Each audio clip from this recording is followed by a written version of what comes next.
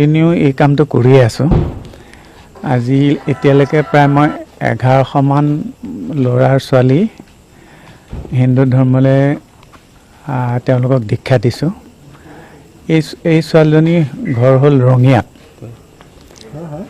আৰু তেওঁ খুব বহুত বিদ্বান। তাৰপিছত তেওঁ হিন্দু ধৰ্ম গ্ৰহণ কৰিব বিচাৰিলে। পৰহি দিন মোক মানে ফোন কৰিছিলে। ফোন কৰি কৈছে আপুনি গুৱাহাটীলৈ আহিব পাৰে নেকি? মই নিশ্চয় যাব পাৰিম। তাৰপিছত মই বিশ্ব হিন্দু পৰিষদৰ ঘন মহন্তক মৰিগাঁও জিলাৰ যিজন প্ৰবন্ধক তেওঁক লগত লৈ মই তালৈ গ'লোঁ। যাওঁতে কি হ'ল, মুছলিমৰ ইক'চিষ্টেমটো খুব ষ্ট্ৰং। আমি যোৱা গম পালে নেকি, গম পাই আমাক বহুতে পিছা কৰিলে। পিছা কৰাৰ কাৰণে আমি খুব কায়দা কৰি তাৰপৰা গুচি আহিলোঁ। গুচি পেলাই তাই ছোৱালীজনী আকৌ ফোন কৰিলে যে আপোনালোক গ'লগৈ কিয়? মই বোলো আমাৰ কিবা এটা অসুবিধা হ'ল। বোলে মই গম পাইছোঁ মোলৈকো তেনেকুৱা আহিছে, কিন্তু মই কালিলৈ ৰাতিপুৱাই 7টা বজাত আপোনালোকৰ তালৈ যাম। তেওঁ তেনেকৈ 7টা বজাত আহিছে।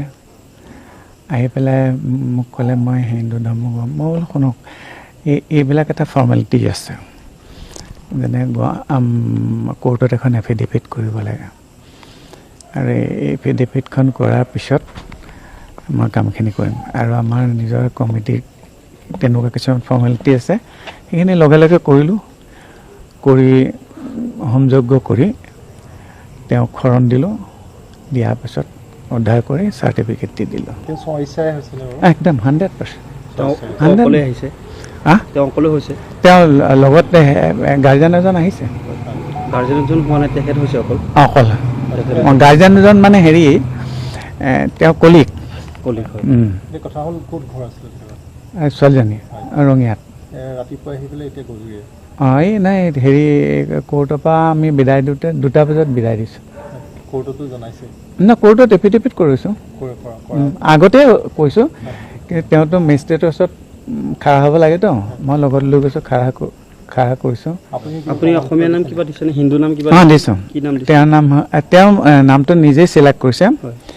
তেওঁৰ নাম হৈছে অনন্যা দেউৰী। দিছোঁ। প্ৰমাণ পত্ৰ দিবই লাগিব, নিদিলেতো নহ'ব। ৰাখিছোঁ। আছে। হিন্দু ধৰ্ম গ্ৰহণ কৰাৰ কিবা কাৰণ তেখেতে কৈছে নেকি?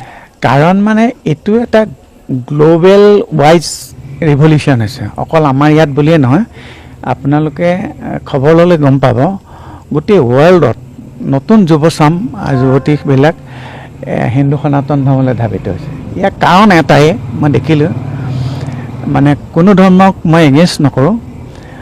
আমাৰ হিন্দু ধৰ্মত মহিলাসকলৰ যিটো পাৱাৰ আৰু যিটো তেওঁলোকে পৈতৃক সম্পত্তিৰ অধিকাৰ পায়, আৰু স্বামীৰ মৃত্যুৰ লগে লগে স্বামীৰ সমস্ত সম্পত্তিৰ অধিকাৰ হয়।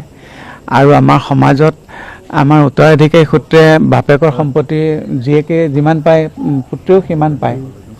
আৰু এডুকেশ্যনৰ ক্ষেত্ৰত আমাৰ ছোৱালীবিলাকে যিমান পঢ়িব বিচাৰে তেনেকৈ পঢ়িবলৈ দিয়ে। আৰু ফ্ৰীনেছ আছে, কোনো ধৰণৰ আৱৰণৰ মাজত থাকিব নালাগে।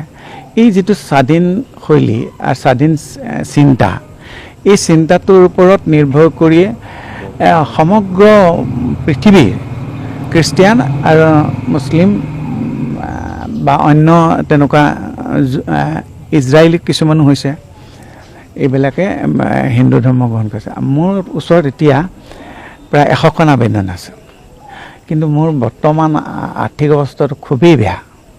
এটা অনুষ্ঠান কৰোঁতে মিনিমাম 50,000 টকা লাগে। যিখিনি মানুহ খোৱা বোৱা, মোৰ ইয়াত থকা কৰ্মচাৰীৰ পইচা, সেইখিনি কৰিব পৰা নাই। গতিকে মই কিছুমান কাম অলপ পিছুৱাই দিছোঁ, কিন্তু হিন্দু ধৰ্মলৈ বহুত আহিবলৈ আগ্ৰহী। Thank U.